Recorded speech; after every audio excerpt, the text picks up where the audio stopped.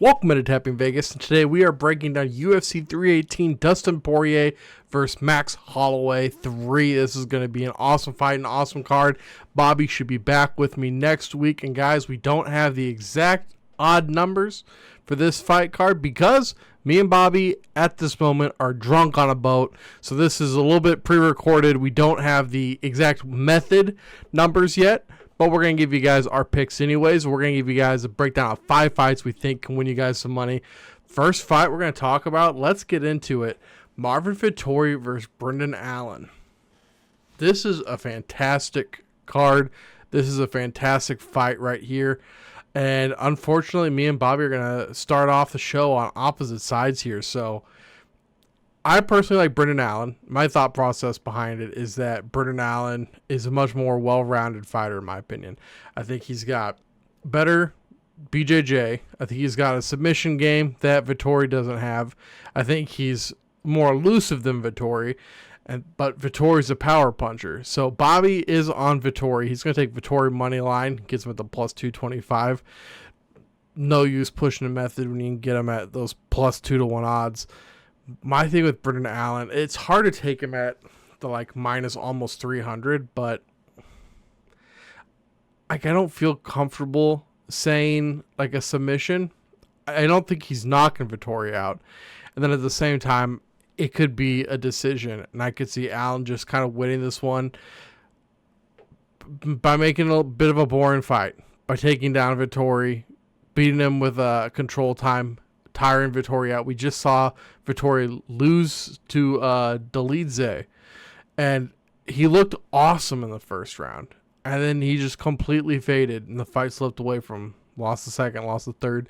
It was a bad showing for Vettori after being off for so long. Allen, he's been active. He's fought some really good guys too. Vettori's coming off Viddyoze, but to be fair, Vettori's fought some pretty good competition as well. Both these guys are battle tested enough that we know neither of these guys are frauds. Both of them are legitimate fighters in the UFC. I'm just going to be with Allen on the side that I think has more methods to victory than Vettori. But I will just take Allen money line too here. I think this fight, there's a couple that methods are a little bit more worth taking. I just don't really see it in this fight. I just think you're going to be, if you get it right, congrats, but you're playing a really dangerous game here because this is a 50-50 fight, and the way that they win, who knows? Who knows? Let's talk about that next fight. We're talking about Michael Johnson versus Daniel Zellhuber. And I apologize if this order is mixed up. The order for this card is all over the place. So we're just breaking down 5, and the order is not really going to matter for this episode. But Michael Johnson, man, he is kind of having a late career resurgence. He got that wrestling background. He's a tough dude. But Zellhuber, man, he's 77-inch reach. The dude's good. I know he's 3-2 in his last 5. He had a lot of hype, and unfortunately, he's kind of coming down a little bit off of it now. But still, if you're looking at the age, 26 versus nearly 40, and the odds, they seem a little high. It's a little bit disrespectful, in my opinion, to Johnson. I think if Zellhuber was closer to minus 300, then that I'd be okay with that. Minus 500 is a little bit pricey, especially when he's not subbing Johnson. So it's okay, is he going to get the knockout or is he going to get the decision? That's kind of hard to say. I could see Johnson making this a really tough one, but this could also be a nasty fight where Johnson takes him to the ground and just kind of grinds out a 15-minute victory. And really, if Zellhuber loses this fight to Johnson, that's probably going to be that'll be the biggest hit of Zellhuber's career. He's going to drop. He's going to get a drop in competition. And he's been really, really hot since I believe it was the Sphere card when he got that win. I might have that mixed up, but Zellhuber, he has been a pretty hot name in the MMA community. Bobby has the KO sub double method. See, I would rather just take Zellhuber KO. If I'm doing a double method, I'd rather do KO decision. Gosh, at minus 500, you kind of have to do something. So I guess I'll balance this out and take Zellhuber by decision. I I think he's really good. His striking is crisp. I think his striking is much better than Johnson, and his reach much longer. So if he can keep this at range, I think that this could be a very winnable fight for Zellhuber. I think he's a better fighter at this point in both of their careers. So we're gonna roll with him. Me and Bobby both rolling with him. I'm taking him with decision. Bobby's taking him the double method of KO sub. Let's talk about this next fight. I feel like this is the easiest one to gauge, and so that's why I'm a little bit more surprised that these odds are so close. Both of them 34, very similar records. You see last five, 1-4 for Costa, 4-1 for Kopylov. I don't put too much into that. Costa's actually been fighting some pretty decent competition. But then you look at like their background. Kopylov is very sambo heavy. He's a Russian dude. He'll take you down, hold you against the fence, grind out a tough win. Costa, he's just a striker that he's going to try to knock you out. Like, he's a striker who lost to Sean Strickland. And I know Strickland was a champion, but I think anybody that's watched a lot of MMA knows that he was a champion, but I don't think anybody's putting Sean Strickland in their top 10 strikers of all time. And he beat Costa, and I unfortunately, I don't see how Costa wins this. I don't see him catching Kopylov. I see him getting dominated in this fight. I think Kopylov can hold his own, keep up with Costa in the striking, and then he's just miles ahead in the grappling. Could he get the sub on Costa? Maybe. But at the same time, Kopylov also kind of seems like one of those guys that he's going to be okay grinding out an ugly fight and getting a decision win.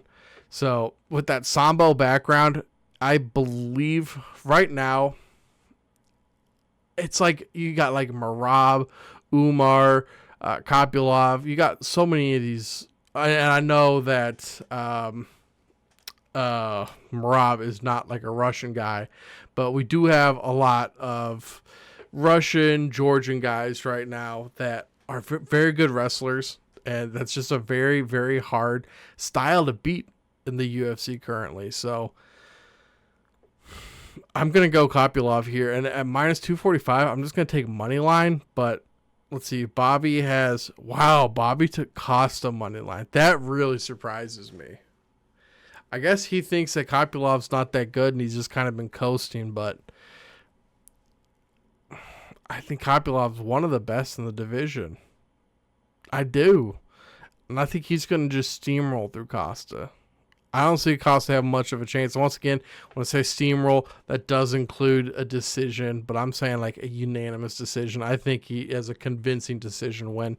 It's just maybe he doesn't sink in the sub, because a lot of these guys, too, these Russian Sambo guys, they're not like going for the like submission. They're not like Oliveira, these big BJJ guys. Like the Sambo is a lot about control and just adding damage.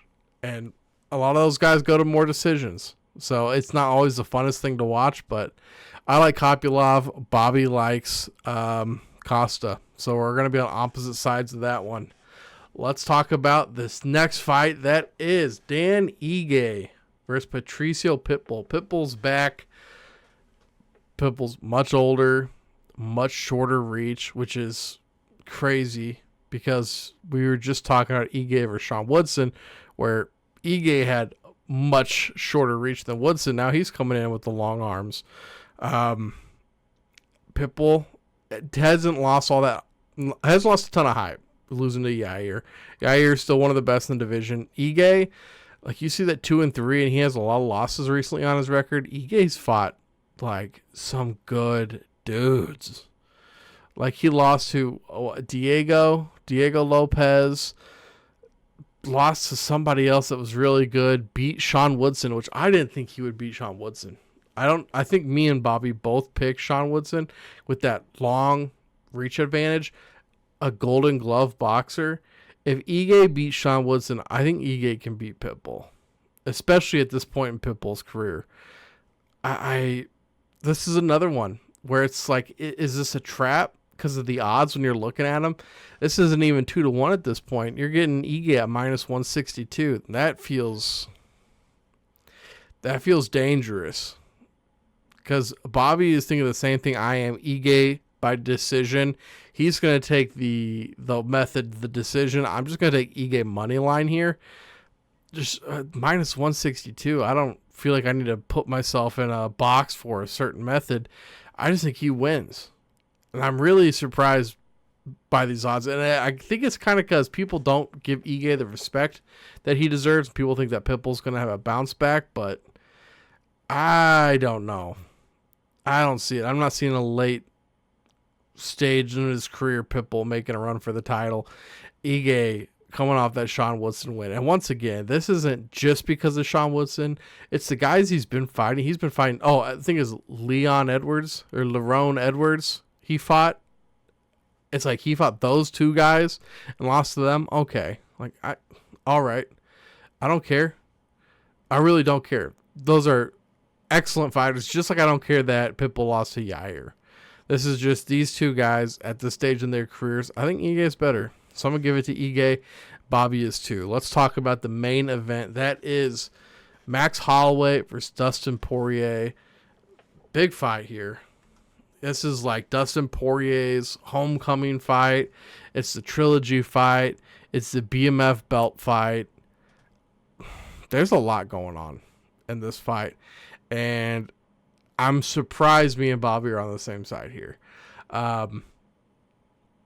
Holloway had a lot of hype after, I believe that's UFC 300 knockout of Gaethje, pointing at the ground, putting him out. Holloway's a great striker, but so is Poirier. I feel like Poirier is also, he hits harder than Holloway, in my opinion. Holloway, he's extremely talented, and I don't want people to be taking this as me talking crap on a Holloway, but Poirier is just more well-rounded. I think he's got better power. He's just as good of a striker as Holloway. He has some submission game, which jump the ghillie is kind of a meme, but I mean, Holloway, he's got nothing for that. If this fight ever goes to the ground, he's got nothing. He's not a submission guy. He's not a wrestler. Holloway, he's just a stand and bang type of guy, and this absolutely could be a stand and bang type fight. I could see Poirier like engaging in that.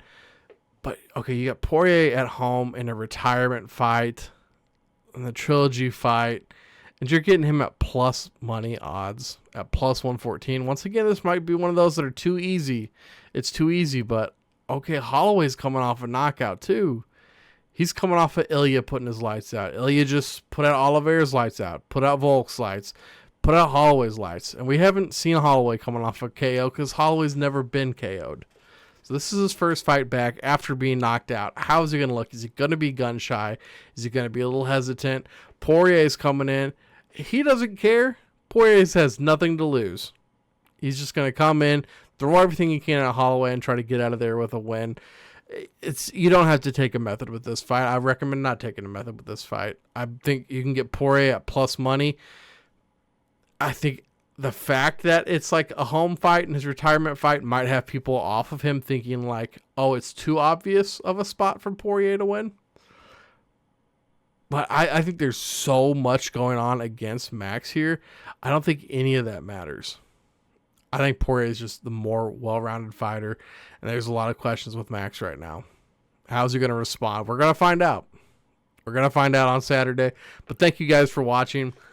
If you think my picks are terrible, come compete against me. Join our group on Tapology, Better Green MMA. If you go to our website, bettergreen.com, that's better, BETTOR green.com, you guys get access to more MMA articles. We do DFS. We do everything over there. You guys get to read those, and there's also a link that'll take you straight to the Better Green MMA page. So all you have to do is create a profile. It's free. Join the group. It's free. Compete against me. Possibly, if you have the best week, I won the last card. So if you think you can do better than me, then maybe that'll be your name up there. So you guys, please join that. And once again, thank you guys for watching. Please hit that subscribe button. Bobby, fingers crossed he's back next week because we've been missing Bobby. Thank you guys for watching. We'll see you in the next episode. Peace, guys.